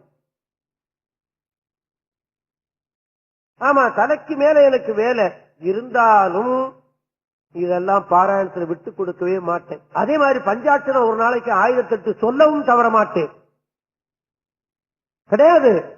ஒரு நாள் கூட விட மாட்டேன். பஸ்ல போகும்போதாவது சொல்லி விடுவேன், கார்ல போகும்போதாவது சொல்லி விடுவேன், அவ்வளவுதான். என்ன காரணம்? அதெல்லாம் சொல்லி இருந்தா நம்ம வாழ்க்கை செம்மை வரும், அவ்வளவுதான். வாழ்க்கை நாம மனித வாழ்க்கை எடுத்த பயன் நமக்கு கிடைக்கும் என்பதுதான். ஐயா, நீங்க 1008 சொல்லாவிட்டாலும் பரவாயில்லை, 108 108 நீங்க பஞ்சாட்சரம் சொல்லி விடுங்கள். ஓய்ந்த போது ஓம் நம சிவாய், ஓம் நம சிவாய், ஓம் நம சிவாய். தருமபுரத்தில் இருந்தார் ஒரு பண்டாரசனதி, இப்ப இருக்கிறவருக்கு முந்தி இருந்தவர். அவருக்கு 27 கோயில் நிர்வாகம், மடம் வேற, 27 கோயில் நிர்வாகம். ஒழிந்த போதெல்லாம் பாருங்க லட்சக்கணக்கில் ஓம் நம சிவாய ஓம் நம சிவாயன்னு எழுதி வச்சிருந்திருக்கிறார். தருமபுரம் பண்டாரசனதி இப்ப இருக்கிறவருக்கு முந்தி இருந்தவர். 27 கோயில் நிர்வாகம் சொன்னா, மடம் நிர்வாகம் சொன்னா எவ்வளவு வேலை இருந்திருக்கும் அவருக்கு. இந்த வேலையிலேயும் ஓய் நமசிவாய ஓம் நமசிவாய லட்சக்கணக்கில் எழுதியிருக்கிறார். அதான் ஆச்சரியம், லட்சக்கணக்கில் எழுதிக்கிறார். அத பந்தோபஸ்தா தன்னுடைய தூங்குற ரூம்ல வச்சிருந்தார் அவர். இவர் பட்டத்துக்கு வந்ததுக்கு அப்புறமா இதெல்லாம் என்னடான்னு சொல்லி போய் பார்த்தா ஒரு கிட்டத்தட்ட ஒரு 50 புத்தகங்கள், 50 நோட்டு புத்தகம், ஓம் நமசிவாய ஓம் நமசிவாய ஓம் நமசிவாய எழுதியிருக்காரு அவர் கைனாலேயே. என்ன காரணம்? நமச்சிவாய மந்திரம் காப்பாற்றும் என்ற நோக்கத்தில். அதனால்தான் காசிக்கு போனோன்னு இறந்தார். காசியில் இறக்கமுத்தின்னு சொன்னான் இல்லையா, காசிக்கு போன அன்னைக்கே காசியில இறந்தார் அவர். சில பேர் காசியில இறக்கிறதுக்குன்னு போவான், அங்க கொஞ்ச நாள் இருந்துட்டு திரும்பி வருவான், நடுமத்தில ரயில்ல வரும்போது விடாரும் போடும். கிடைக்குமா? கிடைக்காது. அப்படி ஒரு புண்ணியமானவர் என்று நான் எண்ணி இருக்கிறேன். ஆக திருவாசகம் அப்படி ஒரு உயர்ந்த நூல். எடுத்த எடுப்பிலேயே நமச்சிவாய வாழ்க, ஆண்டவனுக்கு வாழ்த்த சொல்லிட்டது. நீ வாழ்ந்தால் நான் வாழ்ந்து விடுவேன், அவ்வளவுதான் இல்லையா? ஒரே சேரும் 84 100,000 யோனி வேதத்தை படைத்தவன் நீ. கல்லில் இருக்கிற தவளைக்கும் கருப்பையில் இருக்கிற உயிருக்கும் கொடுத்து கொண்டிருக்கிறாய் நீ. அத்தனை பேருக்கு சோறு நீதான் போடுற. ஒருத்தன் போடுறா இருந்தா போடுவானா? அத்தனை பேருக்கு சோறு போடுவானா? எத்தனை கோடி மக்கள் போய்கிட்டு இருக்கு பாருங்க, அத்தனை பேரும் சாப்பிட்டு இருக்கான்னா என்ன அர்த்தம்? அவன் போடுகிறான். நமச்சிவாய வாழ்க, நாதம் வாழ்க. 4 வரி சொல்றீங்களா? நமச்சிவாய வாழ்க, நாதம் தாழ்வாழ்க, இமைப்பொழுதும் என் நெஞ்சில் நீங்காதான் தாழ்வாழ்க, இமைப்பொழுதும் என் நெஞ்சில் நீங்காதான் தாழ்வாழ்க, கோகழியாண்ட குருமனிதன் தாழ்வாழ்க, ஆகமமாகி நின்று அன்னிப்பான் தாழ்வாழ்க.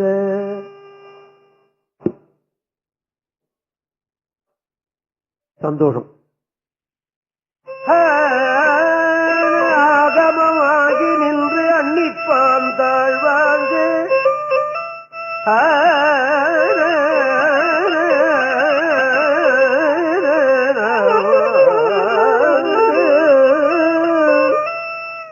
ஏகன் அநேகன் இறைவனடி வாழ்க,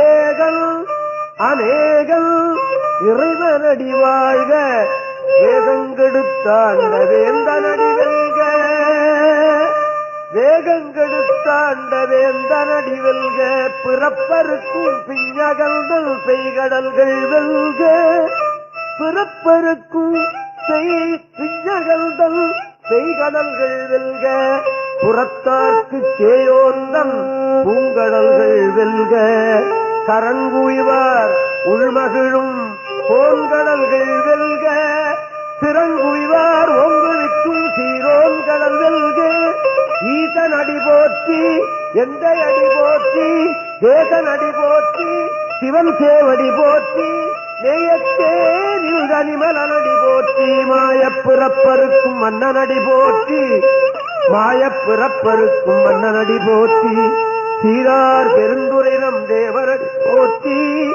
சீரார் பெருந்துரைனம் தேவனடி போற்றி நம் தேவனடி போற்றி ஆராத இன்பம் அருளும் மலை போற்றி சிவன் அவன் என் சிந்தையுள் நின்றதனால் அவன் அருளாலே அவன் தாழ் வணங்கி சிந்தை மகிழச் சிவபுராணம் தன்னை முந்தை வினை முழுதும் ஓய உரைப்பஞ்சான் முந்தை வினை முழுதும் ஓய உரைப்பஞ்சான் கண்ணுதலான் தன்கருணை கண்காட்ட வந்தைவி கண்ணுதலான் தன்கருணை கண்காட்ட வந்தைவி எண்ணுதற்கு எட்டாய் எழிலார் கடலிறங்கி விண்ணிறைந்து மண்ணிறைந்து மிக்காய் விளங்கொழியாய் எண்ணிறந்து எல்லையிலாதானே நின் பெருங்கீர் பொல்லாவினையேன் புகழுமாறு ஒன்றறியேன் நின் பெருங்கீர் பொல்லாவினையேன் புகழுமாறு ஒன்றறியேன் புல்லாகி பூடு புழுவு மரமாகி பல்விருகமாகி பறவையாய்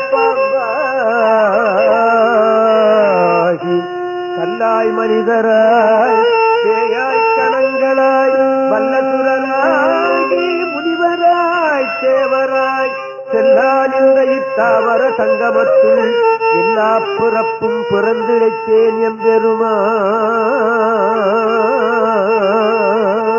எம்பெருமான் எல்லா பிறப்பும் பிறந்திழைத்தேன் எம்பெருமான் எல்லா பிறப்பும் பிறந்திழைத்தேன் எம்பெருமான் மெய்யே உன் பொன்னடிகள் கண்டின்று வீடுற்றேன் உய்ய என் உள்ளத்துள் ஓங்காரமாய் நின்ற மெய்யா விமலா விடைப்பாக வேதங்கள் ஐயா என ஓங்கி ஆழ்ந்தகண்ட நுண்ணியனே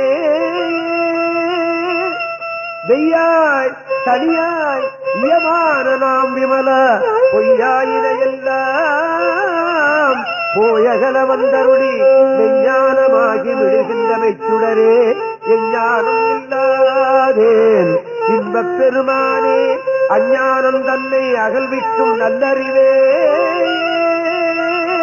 அஞ்ஞானம் தன்னை அகழ்விக்கும் நல்லறிவே ஆக்கம் அளவு இறுதி இல்லாய் அனைத்துலகும் ஆக்குவாய் காப்பாய் அழிப்பாய் அருள் தருவாய் போக்குவாய் என்னை புகுவிப்பாய் என்றொழும்பில் நாற்றத்தின் ஏறியாய் சேயாய் நலியாரே மாற்றம் மனங்களிய நின்ற மறையோனே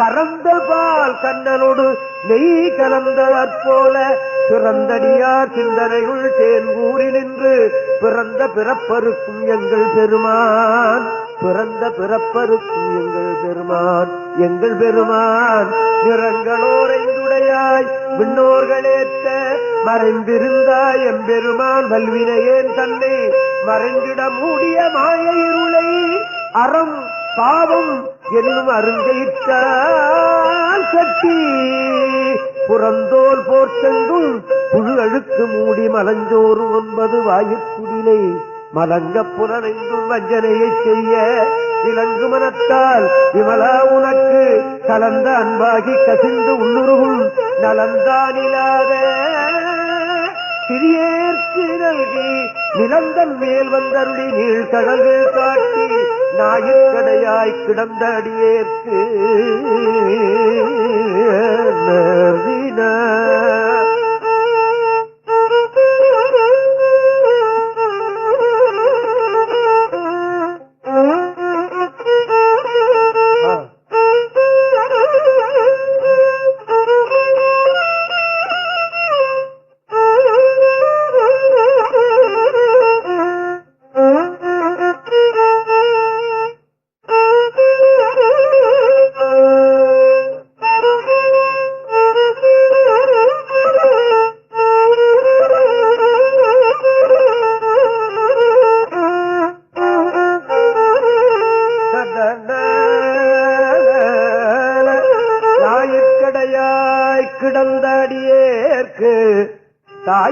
திறந்த தயாவான தத்துவனே தாயிற் திறந்த தயாவான தத்துவனே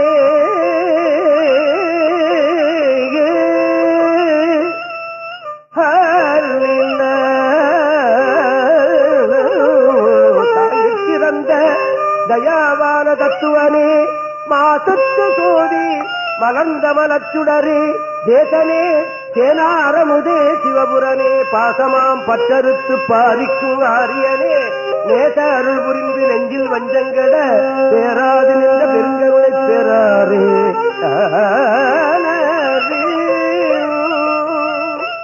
பெருங்கருணை பேராரே ஆறாமுதே அளவிலா பெம்மானே ஓராதார் உள்ளத்து ஒளிக்கும் ஒளியாரே உருக்கி என் அருயிராய் நின்றானே இன்பமும் துன்பமும் இல்லானே உள்ளானே.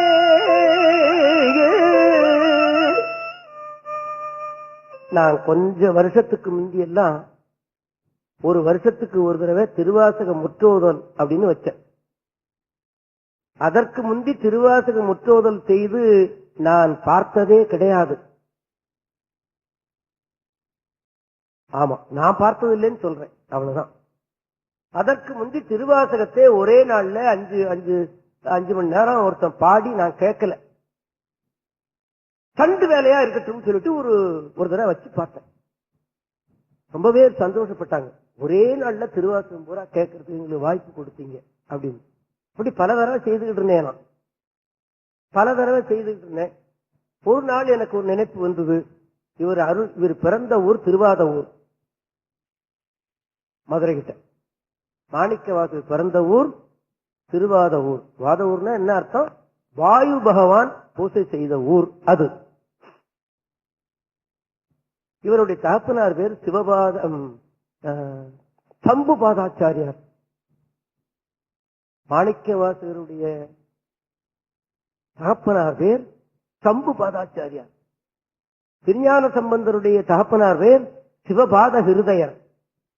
இந்த பேர்ல எப்படி இருக்கு பாத்தீங்களா? ஆமா, சம்புபாதாச்சாரியார். சம்புன்னா சிவன், சிவனுடைய பாதம் அப்படின்னு அவருக்கு பேர். சிவபாதம் கூட சில பேர் பேர் வைக்கிறாங்களா இல்லையா? ஆமா, அப்படி சம்புபாதாச்சாரியார்னு பேர். அந்த அம்மாவுக்கு பேர் சிவஞானவதியோ, கொஞ்சம் மறதி. சரி, அந்த ஊர்ல போய் இந்த திருவாசகம் பூரா அந்த மாணிக்க வாசகர் சந்நிதியில படிக்கலாம் அப்படின்ட்டு போனேன். அப்ப என்கிட்ட ஒரு வழிபாட்டு கூட்டம் இருந்தது. அவங்களெல்லாம் அழைச்சிக்கிட்டு போய் படிக்க போனேன். அந்த ஊர் குருக்கள்கிட்ட நான் கேட்டேன், ஐயா இந்த ஊர் தானே மாணிக்க வாசகர் பிறந்த ஊர்னு சொல்றாங்க, புத்தகத்துல படித்தது அல்லாமல் மாணிக்க வாசகருடைய வரலாறுல ஏதேனும் ஒண்ணு புதுமையா சொல்லுங்கன்னு கேட்டேன். இல்லையா? அது அந்தந்த ஊர்ல இருக்கவங்களுக்கு தான் அது தெரியும்.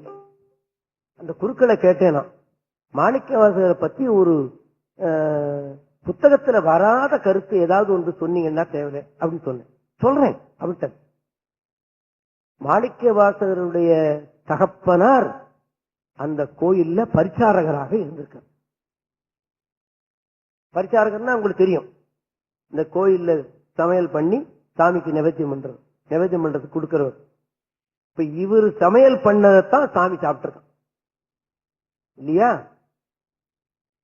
மாணிக்க வாசகருடைய தகப்பனார் பரிசாரகரா இருந்திருக்கார். இவர் சமைச்சத்தான் அவர் சாப்பிட்டிருக்கான், இவர் பாடினதான் அவங்க கேட்டிருக்கான். அவர் சோறு சமைச்சார், இவர் பாடல் சமைச்சார், அவ்வளவுதான். நல்ல குறிப்பு. இந்த குறிப்பு எதுலையுமே இல்லை. இன்னொன்னு, இந்த பரிசாரகர்னா என்ன இருக்கும்? இன்னைக்கு இருக்கிற பரிசாரகரை வச்சு நாம எடை போடக்கூடாது. இன்னைக்கு கோயில்ல சாமிக்கு பிரசாதம் போது பாருங்க, அதை நாம சாப்பிட முடியாது. ஆமா, அதுல கல்லு மண்ணு என்னென்ன இருக்குமோ என்னப்படியோ சாப்பிட்டுட்டு இருக்கான். குண்டக்குடி அடிகளார் ஒரு தடவை சொன்னார், என் பேர்ல யாரும் கோவப்படாதீங்க, நானும் சைவன் தான் இல்லையா, நானும் இந்த மதத்துல பிறந்தவன் தானே, அதனால தப்பா சொல்ல மாட்டேன். சுந்தரமூர்த்தி சுவாமிகளுக்கு ஒரு இடத்துல சாமியே பிச்சை எடுத்து கொண்டாந்து சாப்பாடு கொடுத்தான், சாப்பிட்டார். குன்றக்குடி அடிகளார் சொன்னார், என்னத்துக்கு போய் இவர் போய் பிச்சை எடுக்கணும்? கோயில்ல பட்டசாதம் இருக்கும் அல்லவா, அதை கொண்டாந்து கொடுத்துருக்கலாம்ல. இந்த ஒரு பட்டசோறு இது சாப்பிடுறான்னு சொல்லிருக்கலாம் அல்லவா. ஏன் பிச்சை எடுத்து கொண்டாந்து கொடுத்தான் அப்படின்னு கேட்டா, ஏன் தலைவிதி இவன் இப்படி சமைச்சு போடுறான் கல்லையும் மண்ணையும், அதை நான் தின்னுகிட்டு இருக்கேன். இதை சுந்தரர் எதுக்கு சாப்பிடணும்? வீட்டுல சொன்னா அதை சுத்தமா கல்லு மண்ணெல்லாம் போக்கிட்டு நல்லா சமைச்சிருப்பா, அதை வாங்கி கொண்டாந்து கொடுத்தானா.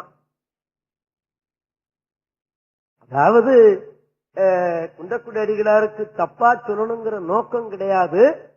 இந்த வகையிலேயாவது கோயில் பிரசாதமாவது ஒழுங்காகட்டும் அப்படின்னு அவர் நினைத்திருப்பாரோ என்னமோ. அந்த குருக்கள் சொன்னார், கோயில் பரிசாரகராக மாணிக்க வாசகருடைய தகப்பனார் இருந்தார். எந்த நூல்லையும் கிடையாது, எந்த நூல்லையும் கிடையாது பரிசாரகராக இருந்தார் அப்படின்னு அல்லவா. ஆமா, அந்த பிரசாதத்தை சாப்பிட்டு பிறந்தவர் மாணிக்க வாசகர்.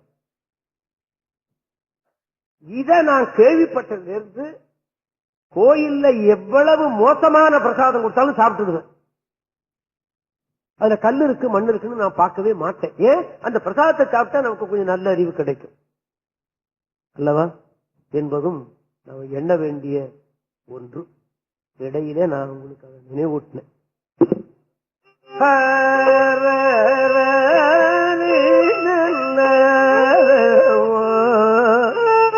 இன்பமும் துன்பமும் இல்லாதே உள்ளாதே அன்பருக்கு அன்பனே யாவையுமா அல்லையுமாம் சோதியனே துணிருளே தோன்றா பெருமையனே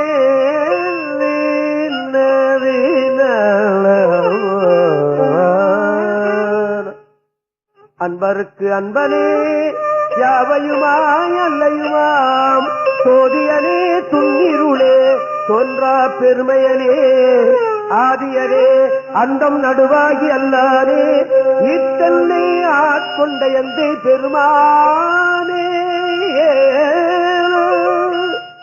கூர்த்த மெஞ்ஞானத்து கொண்டுணர்வா தங்கருத்தில் நோக்கரிய நோக்கே நுணுக்கரிய நுண்ணுணர்வே போக்கும் வரவும் புலர்வு நிலா புண்ணியனே காக்கும் என் காவலனே காக்கும் எம் காவலனே காவலனே காண்பரிய பேரொழியே ஆற்றின்பவல்லரே அத்தாவிக்காய் நின்ற தோற்றச் சுடரொளியாய் சொல்லாத நுண்ணுணர்வாய் மாற்றமாம் வையகத்தின் வெவ்வேறே வந்தறிவாம் சேற்றனே சேற்ற செடிவே என் சிந்தனைகள் ஊற்றான உண்ணார் அமுதே உடையானே வேற்று விகார விடக்குடம்பின் உட்கிடப்ப ஆக்கேன் ஐயா அரணேயோ என்றென்று போற்றி புகழ்ந்திருந்து பொய்கட்டு மெய்யானார் மீட்டிங்கு வந்து வினை பிறவி சாராமே கள்ளப்புல குரம்பை கட்டடிக்க வல்லானே நள்ளிருளில் நட்டம் பயின்றாடும் நாதனே சில்லையுள் கூத்தனே சென்பாண்டி நாட்டானே அல்லற் பிறவி அறுப்பானேயோ என்று சொல்லற்கரியானை சொல்லி திருவடிக்கு சொல்லிய பாட்டில் பொருள் உணர்ந்து சொல்லுவார் செல்வர் சிவபுரத்தில் உள்ளார் சிவனடிக்கு பல்லோரும் ஏத்த பணிந்து பல்லோரும் ஏத்த பணிந்து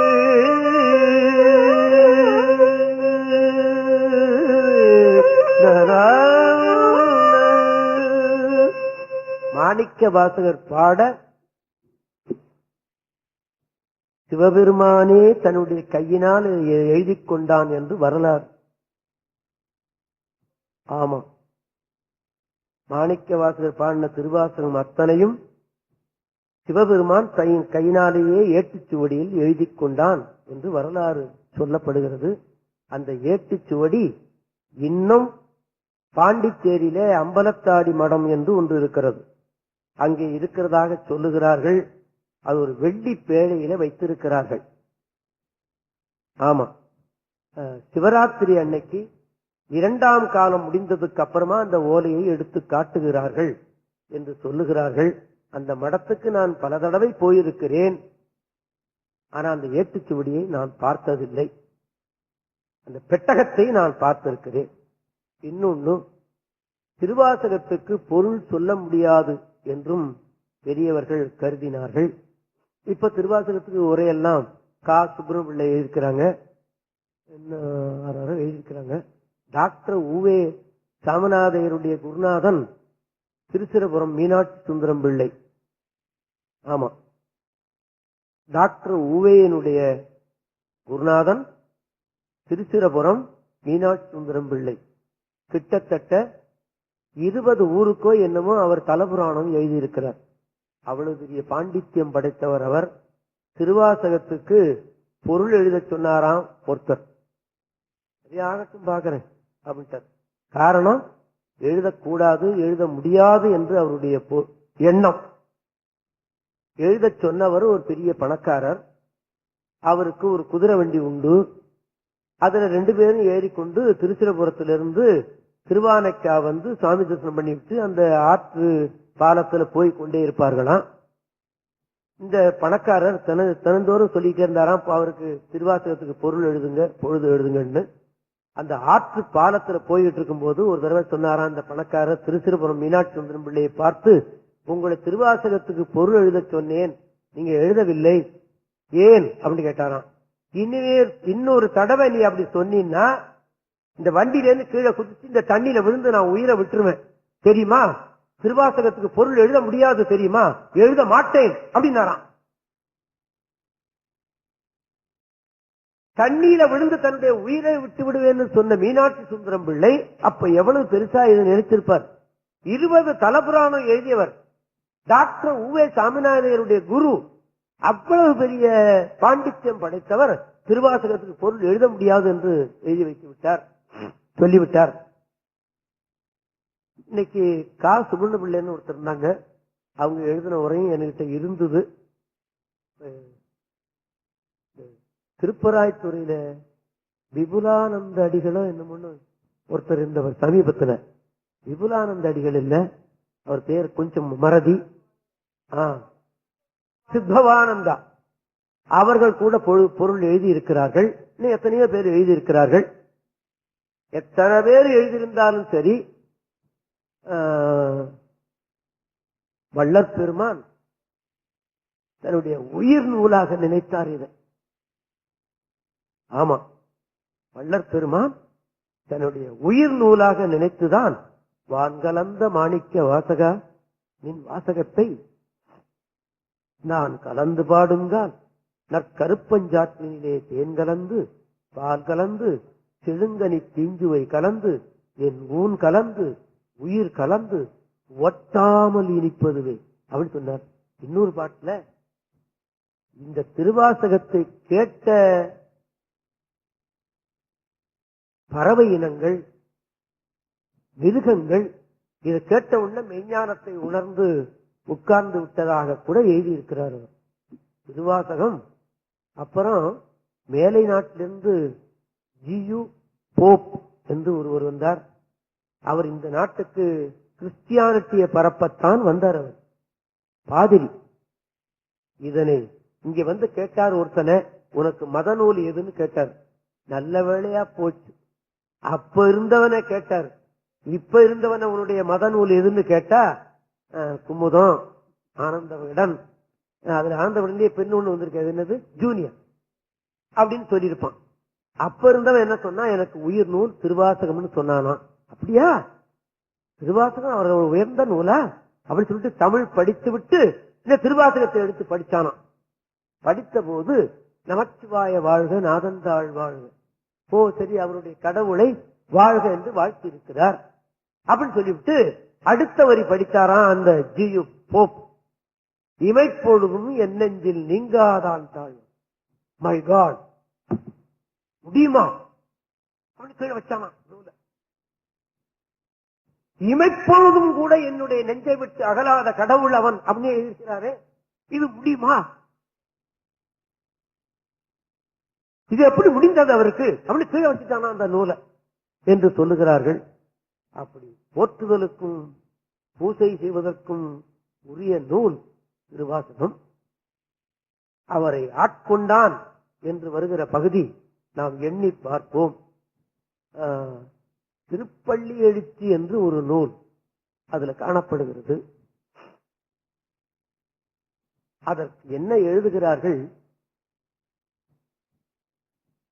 திரோதான சுத்தி என்று எழுதுகிறார்கள்.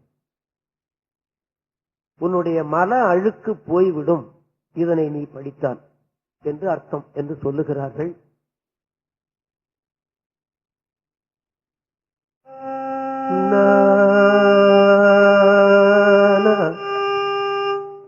போற்றி என் வாழ் முதலாகிய பொருளே புலர்ந்தது பூங்கழற்கு இணை துணை மலர் கொண்டு ஏற்றினின் திருமுகத்து எமக்கருள் மலரும் எழில் நகை கொண்டு நில் திருவடி தொழுவோம் சேற்றிதழ் கமலங்கள் மலருந்தள் வயல் சூழ் திருப்பெருந்துறை உரை சிவபெருமானே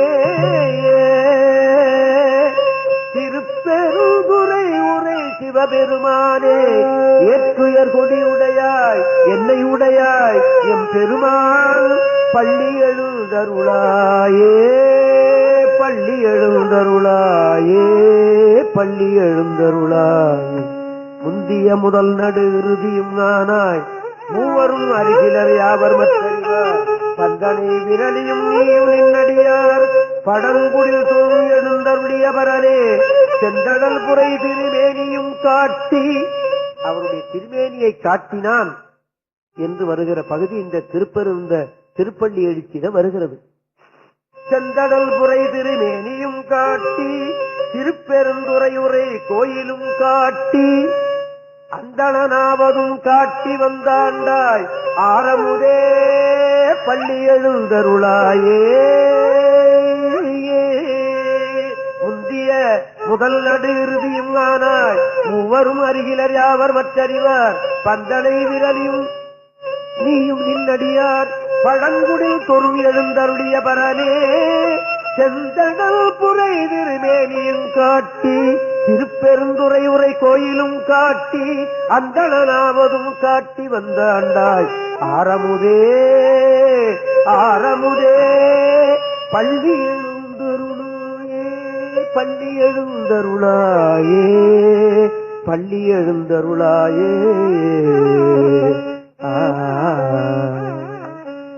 தர்மபுரம் மடத்துல தண்டபாணி தேசியரையா வச்சு 10 தேவார ரெக்கார்டு வெளியிட்டாங்க. அபூர்வமான ரெக்கார்டு.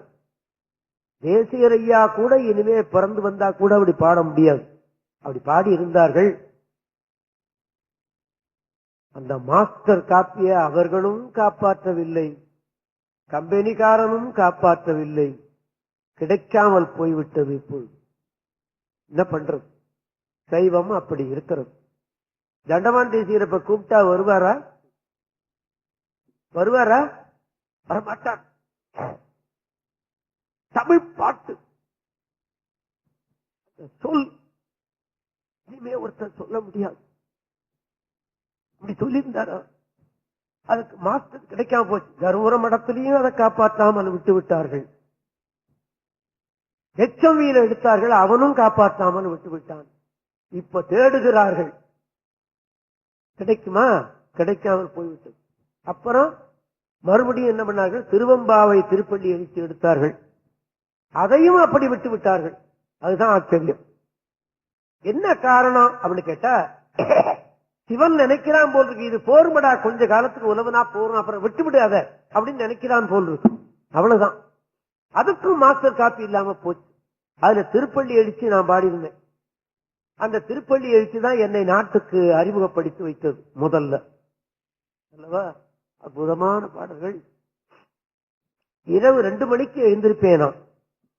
சில வேலை இன்னைக்கு 2:30 மணிக்கு எழுந்திருச்சேன். 2:30 மணிக்கு எழுந்திரிச்சாதான் என்னுடைய நித்திய வேலைகள் எல்லாம் முடிச்சு விட்டு நான் இங்க வரணும்.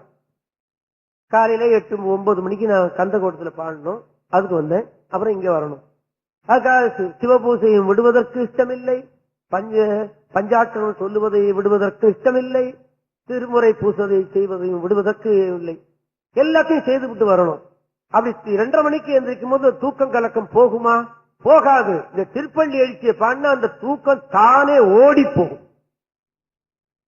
ஆமா, எப்படி அந்த பொழுது விடிந்த உடனே வெளிச்சமா போகுது, அதே மாதிரி 2:30 மணிக்கு உட்கார்ந்து இந்த திருப்பள்ளி எழுச்சியை நான் சொன்னேனே, ஆனால் விடிய 6 மணிக்கு நான் எந்திரிச்சது போல இருக்கு இப்படிய உடம்பு. ஆமா, திருப்பள்ளி எழுச்சி நான் சொல்லாத நாளே கிடையாது என்று நான் உங்களுக்கு சொல்லி ஏனைய பாடல்களை அடுத்த மாதம் பார்ப்போம்.